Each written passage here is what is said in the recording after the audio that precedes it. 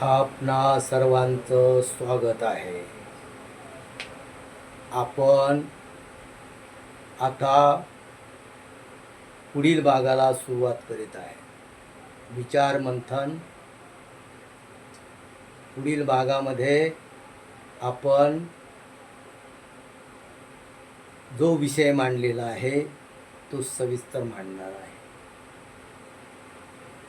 तर मी आपणा सर्वांना जय भीम जय शिवराय करतो. आणि मी व्ही नारायण आणि आपण पाहत आहात समता क्रांती चॅनल. मित्रांनो, संभाजी राजे यांनी बुधभूषण हा ग्रंथ लिहिला.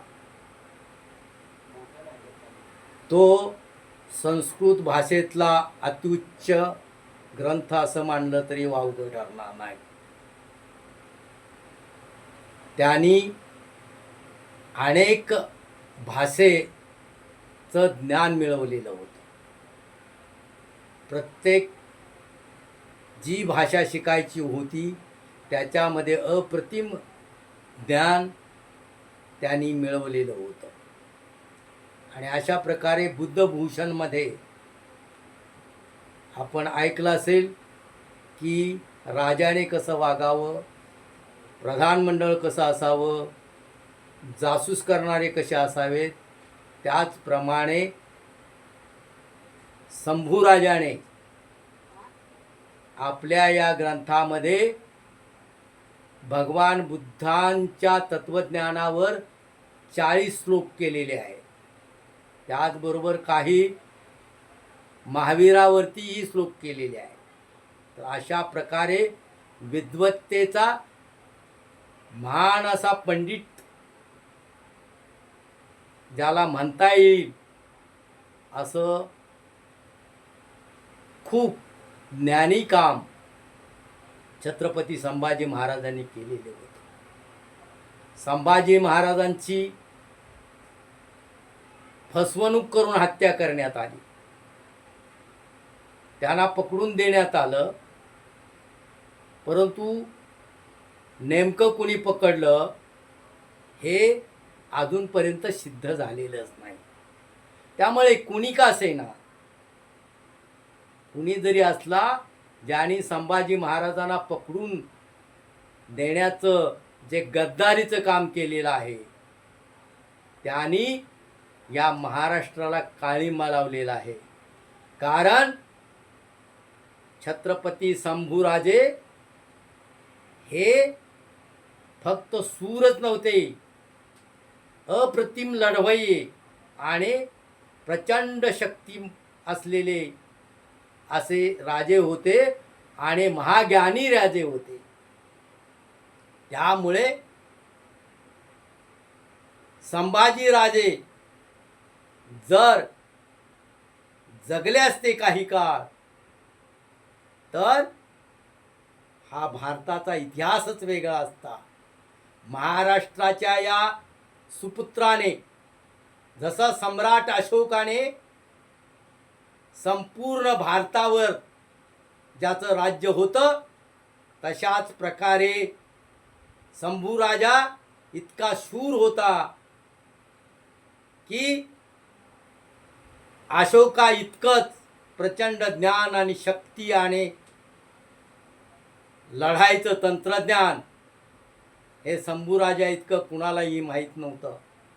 जर ते जगले असते तर या महाराष्ट्राला नव्हे तर संपूर्ण देशाला एक संघ भारत याला एक सम्राट मिळाला असता, ते म्हणजे छत्रपती शंभूराजे.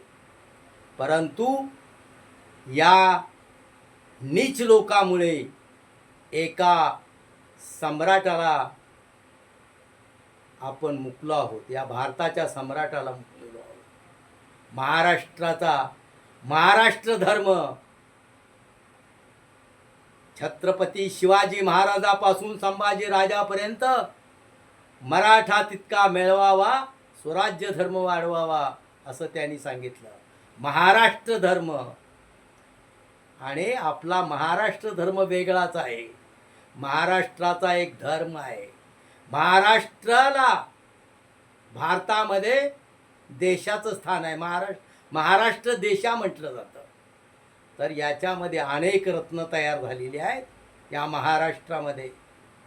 आणि त्यामुळे स्वतःला ज्ञानी समजणाऱ्याने, ज्ञानी समजणाऱ्याने संभाजी राजेचा बुधभूषण हा ग्रंथ वाचावा आणि ठरवावं तुमच्यापेक्षा कितीतरी पटीने ज्ञान, कितीतरी पटीने चांगल्या पद्धतीचं काव्य त्यांनी केलेलं आहे.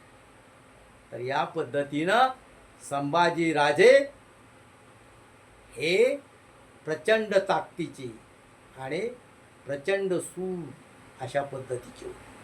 मी आपणाला शंभू राजेवरती प्रेम करणाऱ्या आणि छत्रपती शिवाजी महाराजांवर प्रेम करणाऱ्या सर्वांना सांगतो, इथून पुढे तुम्ही संभाजी राजांना पंडित छत्रपती संभाजी राजे म्हणा, ही मी तुम्हाला विनंती करतो. आणि अशाच प्रकारे या पद्धतीनं आम्ही काही ब्राह्मणद्वेष्टी नाहीत किंवा कोणी नाही. या महाराष्ट्रामध्ये ब्राह्मणामध्ये सुद्धा रत्न झालेली आहेत, पण त्यांच्या लोकांना समजलेलं नाही ते, कारण ते त्यांच्या विरोधीच होते.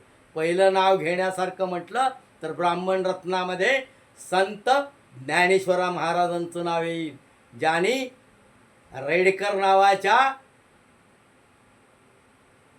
माणसाला, जो अशिक्षित होता, त्याला वेद शिकवल्याने म्हणायला लावलं आणि ब्राह्मणांना सांगितलं की कुणालाही वेद म्हणता येतील, पठण करता येतील. याच प्रकारे त्यांनी मराठीमध्ये ज्ञानेश्वरी लिहिली, जे लोकांना समजेल अशा पद्धतीनं. आणि अशा प्रकारे ब्राह्मणामध्ये म्हटलं तर एकनाथ महाराज आहेत.